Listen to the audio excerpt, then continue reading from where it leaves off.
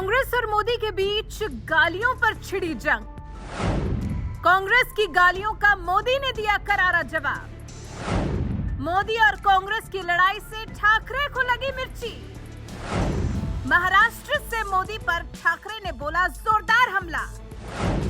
मोदी ने कांग्रेस को लताड़ा तो ठाकरे को क्यों लगी मिर्ची?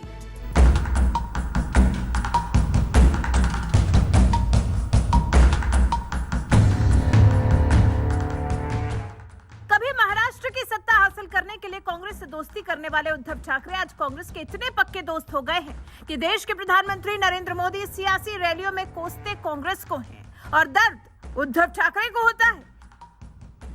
इसीलिए गालियों की बौछार पर जब पीएम मोदी ने कर्नाटक की एक चुनावी रैली में कांग्रेस को आड़े हाथों लेते हुए 91 गालियों का जिक्र छेड़ा तो उद्धव ठाकरे को इस कदर मिर्ची लग गई कि उन्होंने महाराष्ट्र की धरती से ही मोदी पर निशाना साधने की कोशिश की।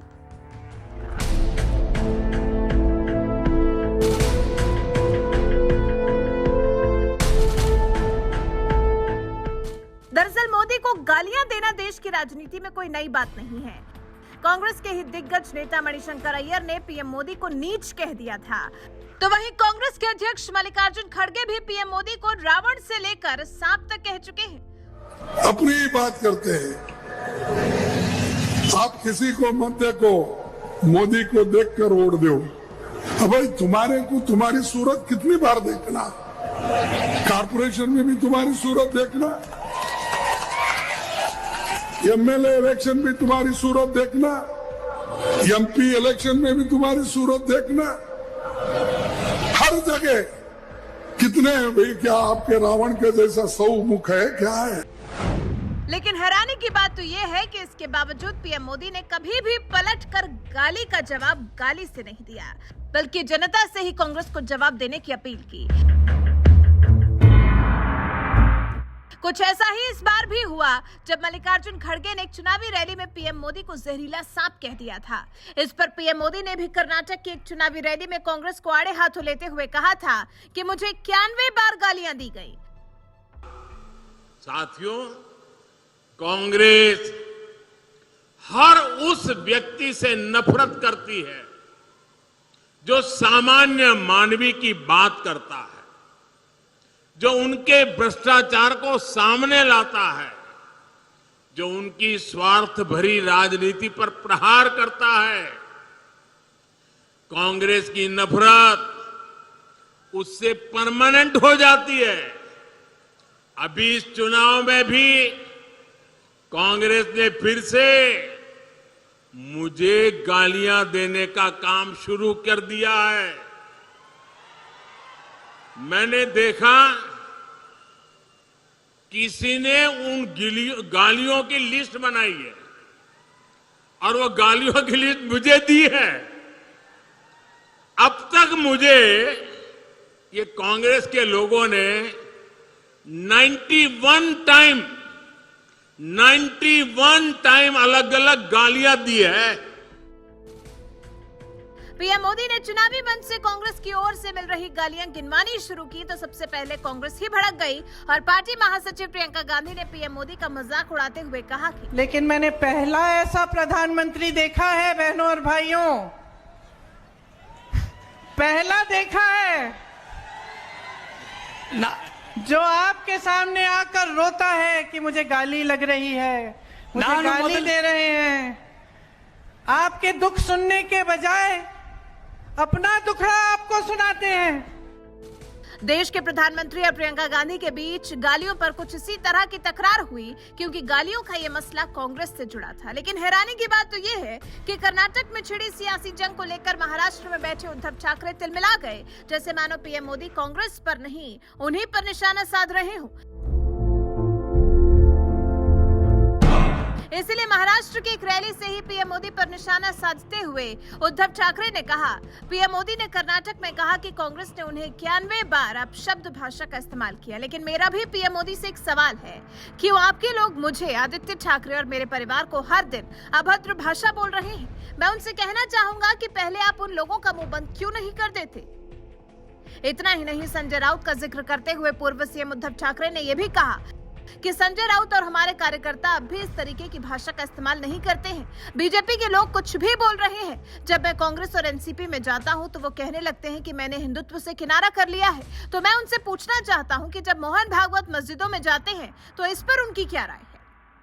लेकिन ये बयान देते वक्त उद्धव ठाकरे शायद ये बात भूल गए कि उनके नेता संजय राउत पर कई बार गालियां देने के आरोप लग चुके हैं। यहाँ तक कि उनकी ये हरकत तो एक बार कैमरे में भी कैद हो चुकी है, जब वो खुलेआम केंद्रीय मंत्रियों को गाली दे रहे थे। मग एकेरी उल्लेख केलाय ना, आम्ही लढतोच आहोत. सरकारमध्ये जे खुर्च्यांना फेविकॉल लावून बसले आहेत, जे इतर सगळ्या विषयांवर बोलतायत आणि फक्त छत्रपती शिवाजी महाराजांच्या अपमानावर बोलत नाही. मला असं वाटलं होतं, आम्हाला असं वाटलं होतं कोणीतरी एखादा मायेचा लाल स्वाभिमानी केंद्रामध्ये उभा राहील, केंद्रीय मंत्री, आणि राजीनामा देईल आणि महाराष्ट्रात परतेल. शिवाजी महाराजांच्या स्वाभिमानासाठी मी हा त्याग केलाय म्हणून. राजीनामा दिला पाहिजे. इतना ही नहीं, एक्ट्रेस कंगना रनौत जो एक महिला है, उनके लिए तो संजय राउत हरामखोर जैसे घटिया शब्द का इस्तेमाल भी कर चुके हैं, जिस पर विवाद बढ़ने के बाद सफाई देते हुए कहा था, मैंने उन्हें नॉटी कहा था। यानी पीएम मोदी पर बरसने वाले उद्धव ठाकरे भले ही दावा कर रहे हो कि संजय राउत गलत भाषा का इस्तेमाल नहीं करते, लेकिन बात चाहे कंगना रनौत की हो या फिर केंद्रीय मंत्रियों को गाली देने की, ऐसे कई मुद्दे हैं जब संजय राउत की जुबान से फूल नहीं गालियों की बरसात हुई है। लेकिन इसके बावजूद जिस तरह से उद्धव ठाकरे उन्हें पाक साफ बता रहे हैं और गालियों को लेकर पीएम मोदी पर निशाना साधते हुए कह रहे हैं कि आपके लोग मुझे, आदित्य ठाकरे और मेरे परिवार को हर दिन अभद्र भाषा बोल रहे हैं, मैं उनसे कहना चाहूंगा कि पहले आप उन लोगों का मुंह बंद क्यों नहीं कर देते। इस पर आपका क्या कुछ कहना है, अपनी राय हमें कमेंट कर जरूर बताएं। साथ ही पीएम मोदी ने कर्नाटक की रैली में और क्या कुछ कहा था, आइए आपको सुनाते हैं।